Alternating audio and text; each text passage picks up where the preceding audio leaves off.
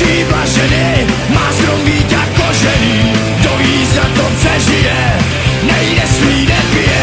Jo, když nikdo nemá nic, druhej nemůže mít víc. Proto stoupá nálada, není na co nadávat. Podívej, padaj kroupy, prach a síra, a jak to bude dál?